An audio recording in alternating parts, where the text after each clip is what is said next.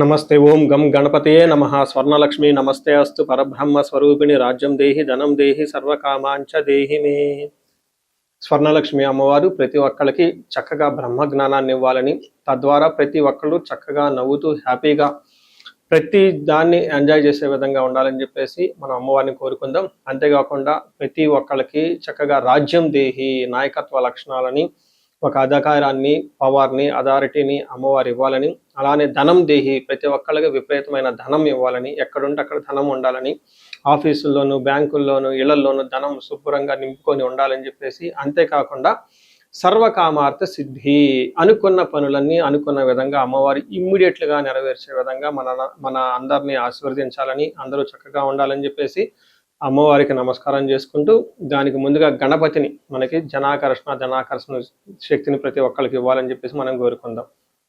ఈరోజు టాపిక్ మనం చూసుకుంటే గురువు మారుతూ ఉన్నారు. ఎప్పుడు మారుతూ ఉన్నారు? జూన్ 2వ తారీఖున గురువు మారుతూ ఉన్నారు. అయితే ఏంటి, నాకు లాభం ఏంటి, గురువు మారితే ఏంటి, దానివల్ల నేను నాకు అసలు ఏంటి అని మనం ప్రతి ఒక్కళ్ళు ఆలోచించుకుంటూ ఉంటాం. గురువు వచ్చేటప్పటికి 5 రకాల 6 రకాల ముఖ్యమైన పనులు చేస్తూ ఉంటారు. గురువు చాలా రకాల పనులు చేస్తుంటారు. ముఖ్యమైనవి మన ఇండివిజువల్ లైఫ్లో మనకి ప్రభావం చూపించేది ఫస్ట్ వచ్చేటప్పటికి ధన సంపాదనలో ఐశ్వర్యం కావాలంటే గురువు యొక్క అనుగ్రహం మనకు ఉండాలి. రెండోది సంతానం, పిల్లలు చక్కగా ఉండాలి, వాళ్ళు చదువుకోవాలంటే గురువు యొక్క అనుగ్రహం మనకు ఉండాలి. తర్వాత మనకి జ్ఞానం, అద్భుతమైన జ్ఞానం మనకు ఉండాలి. ఓకే, మనం చేసేది మంచినా చెడునా దాని గురించి లోతైన అవగాహన ఉండాలి. మనం చదువుకున్న జ్ఞానం మనకు ఉపయోగపడాలంటే గురువు యొక్క కృప మనకు ఉండాలి. అంతేకాకుండా ధర్మచింతన, మనం ఫాలో అయ్యేది కరెక్ట్ మార్గంలో ఉన్నామా, లేదంటే సన్మార్గంలో ఉన్నామా, లేదంటే తెలవకుండా వేరే మార్గంలో ఉన్నామా, రాంగ్ గైడెన్స్లో ఉన్నామా, రాంగ్ ఇన్ఫ్లుయెన్స్తో ఉన్నామా, ఇలాంటి యొక్క అన్ని విషయాలు మనకి గురువు ద్వారానే తెలుస్తుంది. ధర్మచింతన అంటారు. అంతేకాకుండా దైవభక్తి, టీచింగ్, ఇలా రకరకాల విషయాల్లో బంగారం, జ్యువెలరీ మనకి ఎలా ఉంటుంది ఏంటి, ఇలా ముఖ్యమైన యొక్క అంశాలు ప్రతి ఒక్కళ్ళ జీవితంలో గురువు మారటం ద్వారా మనకు ప్రభావితం చేయబోతుంటుంది. అయితే ఈ గురువు మార్పులో ఇంకా 2-3 ముఖ్యమైన ఇంపార్టెంట్ పాయింట్లు తెలుసుకోవాలి. ఫస్ట్, గురువు మిథున రాశిలో నుంచి కర్కాటక రాశిలోకి మారుతూ ఉన్నారు. ప్రతి సంవత్సరం గురువు ఒక్క రాశిలో తిరుగుతూ ఉంటారు, సంచారం చేస్తూ ఉంటారు. మిథున రాశి సక్సెస్ఫుల్గా 1 year అంతా కంప్లీట్ చేసుకొని ఇప్పుడు వాళ్ళు కర్కాటక రాశిలోకి వెళ్తున్నారు. అయితే కర్కాటక రాశిలోకి 12 సంవత్సరాల తర్వాత వచ్చి ఉన్నారు కాబట్టి ఈ యొక్క కర్కాటక రాశిలో గురు సంచారం చాలా ముఖ్యమైనది. ఎందుకంటే కర్కాటక రాశిలో గురువు ఉచ్చ స్థానంలో ఉన్నారు.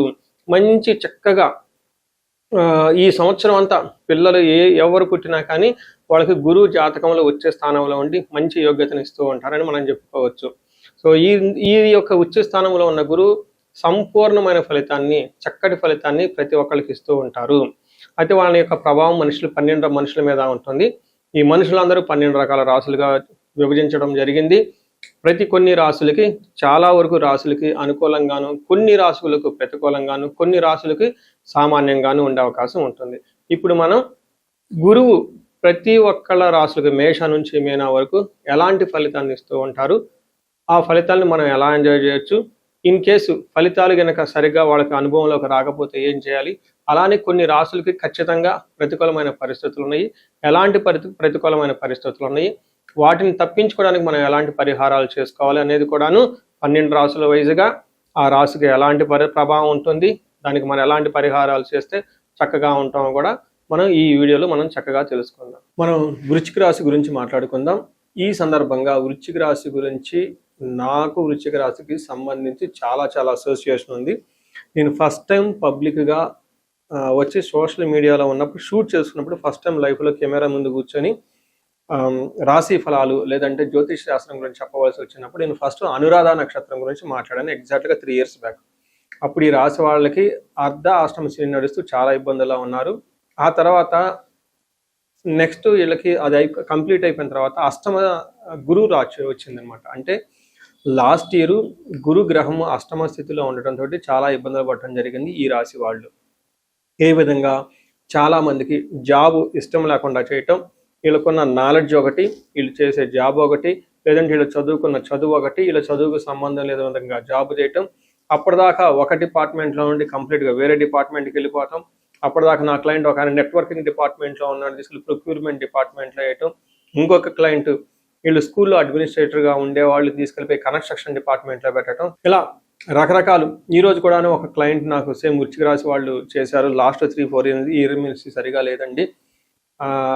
వాళ్ళు ఆస్ట్రేలియాలో చదువుకొని వచ్చారంట. ఇండియాకి వచ్చేసి ఇంటీరియర్ బిజినెస్ స్టార్ట్ చేశారు. అంత అనుకూలంగా లేదండి అని చెప్పుకొచ్చారనమాట. ఇలా జాబ్లో వాళ్ళకున్న చదువు ఒకటి, వాళ్ళు చేసేది ఒకటి, ఇలా చేసుకుంటూ రావటం జరుగుతూ ఉంది. అయితే ఇప్పుడు జూన్ 2న గురువు మారటంతో వీళ్ళకి మహాభాగ్య యోగం పట్టుకుంటుంది. Great luck.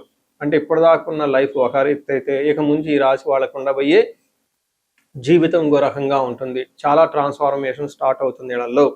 అందులో ఏ విధంగా మన మహర్షులు ఏం చెప్తారంటే అర్ధచ్చ ధనం ప్రకారంగా స్వకులాచార అంటే మీ యొక్క కులం, మీ యొక్క వంశం సంబంధించిన చక్కగా కట్టుబాట్లను మీరు ధర్మాన్ని బద్ధంగా పాటిస్తూ ఉంటారు. గృహలాభం, చక్కగా ఇల్లు కట్టుకునే అవకాశం ఉంటుంది. గృహలాభం, చక్కగా ఇల్లు కట్టుకునే అవకాశం ఉంటుంది. గృహం అంతా చాలా చక్కగా ఉంటుంది, ఇల్లు అంతా బాగుంటుంది. సుఖ భోజనం, మంచిగా చక్కగా భోజనం చేస్తూ 3 పూట్ల హాయిగా నిద్రపోయే టైం మీకు ఈ టైంలో ఉంటుంది. అంతేకాకుండా నిత్య స్త్రీ జన సంపర్క అని చెప్తారు. అంటే నిరంతరం స్త్రీలతో మాట్లాడుతూ వాళ్ళతో చక్కగా మంచి రిలేషన్షిప్స్ మెయింటైన్ చేస్తూ వాళ్ళ ద్వారా సపోర్ట్ తీసుకొని జీవితంలో ఉన్నతంగా ఎదిగే అవకాశం ఈ రాశి వాళ్ళకి ఎంతో ఉంటుంది. గురువు వీళ్ళకి చక్కగా మంచి అదృష్టాన్ని, లక్కుని, భాగ్యాన్ని తీసుకుని వస్తున్నారని గమనించాలి. సో వీళ్ళకి కార్యసిద్ధి ఉంటుంది, సర్వ సౌభాగ్యం. ఏదైనా కనుక పని అనుకుంటే ఖచ్చితంగా పని జరుగుతుంటుంది. సర్వము సౌభాగ్యం, సర్వము ఐశ్వర్యవంతంగా ఉంటుందని గమనించుకోవాలి. ఇది చాలా చాలా మంచి పొజిషన్ గురువుకి 9వ స్థానంలో ఉండటం. ఇంతేకాకుండా ముఖ్యంగా వీళ్ళకి హెల్త్ చాలా బాగుంటుంది. బ్రదర్స్, అన్నదమ్ముల నుంచి మంచి సపోర్ట్ వస్తుంది.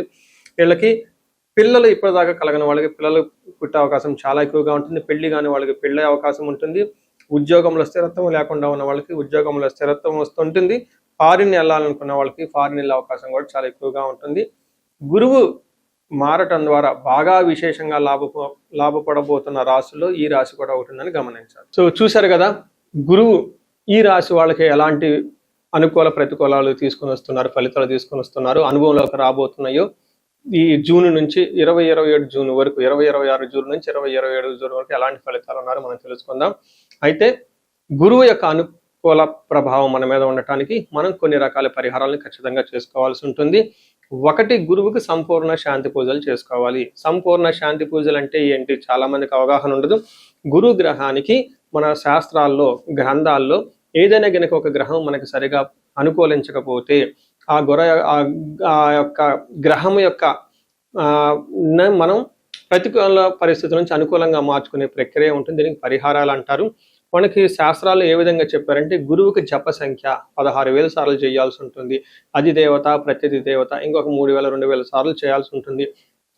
గురుగ్రహానికి ఇటు అటుగా ఒక 20,000 సార్లు జపం చేయాల్సి ఉంటుంది. అలానే గురుగ్రహానికి తర్పణం చేయాల్సి ఉంటుంది. గురుగ్రహానికి దానం చేయవలసి ఉంటుంది. గురుగ్రహానికి హోమం చేయవలసి ఉంటుంది. ఇలా ఈ 4 రకాల ప్రక్రియలను ఎవరైతే చేస్తారో గురుగ్రహ సంపూర్ణ శాంతి పూజలు అంటారు. అయితే ఇండివిజువల్గా వాళ్ళు చేసుకోవటం కష్టం కాబట్టి సద్బ్రాహ్మణుల్ని, దేవాలయాలు ఉన్న పండితుల్ని, లేకుంటే గురువు యొక్క మంత్రాన్ని తీసుకొని వాళ్ళు కొన్ని లక్షల సార్లు, వేల సార్లు ఉపాసన చేసి చక్కగా సాధన చేసిన వాళ్ళ దగ్గరికి వెళితే ఆ మంత్రం వాళ్ళ ద్వారా సిద్ధించి గురువు యొక్క అనుకూలం మీకు అనుకూలంగా ఉంటుంది. ఇది కాకుండా గురువుకి సంబంధించిన దేవాలయాలు అంటే మేధా దక్షిణామూర్తి కానివ్వండి, లేదంటే హయగ్రీవ సంబంధించిన దేవాలయాలు చక్కగా విజిట్ చేయటం చాలా మంచిది. ఇంకా ముఖ్యంగా గురు గ్రహం యొక్క శాంతికి మీరు ఆశ్రమాలు చక్కగా విజిట్ చేయొచ్చు. భగవద్గీత, పురాణాలు, వేదాలు, వేదాంతాలు, ఇలా యాన్షియంట్ స్క్రిప్చర్స్, పురాతనమైన గ్రంథాలను తెలుసుకొని అర్థం చేసుకుంటే చాలా బాగుంటుంది. గురుగ్రహ శాంతి గురించి ఇంకొకటి ముఖ్యమైనదంటే మీకు చదువు చెప్పిన గురువుల్ని వాళ్ళ దగ్గర ఆశీర్వాదం తీసుకోవడం చాలా ఇంపార్టెంట్. సాధువుల్ని, తర్వాత మీ ఇంటికి ఎప్పటి నుంచో అనాదిగా ఉన్న పురోహితులు, బ్రాహ్మణులు, వాళ్ళు మీకు మంచి చెడు చెబుతుంటారు. అలాంటి వాళ్ళని మీరు సత్కరించడం, గౌరవించటం, వాళ్ళకి దక్షిణలు ఇవ్వటం, ఇవన్నీ చేస్తే గురువు యొక్క గురు గ్రహం యొక్క అనుకూలం మీకు అనుకూలంగా ఉంటుంది. అంతేకాకుండా గురువు యొక్క అనుకూలమైన పరిస్థితులకి మీరు గురువులకు సంబంధించిన దత్త చరిత్ర చదువుకోవటం ఇంకా చాలా బాగుంటుంది.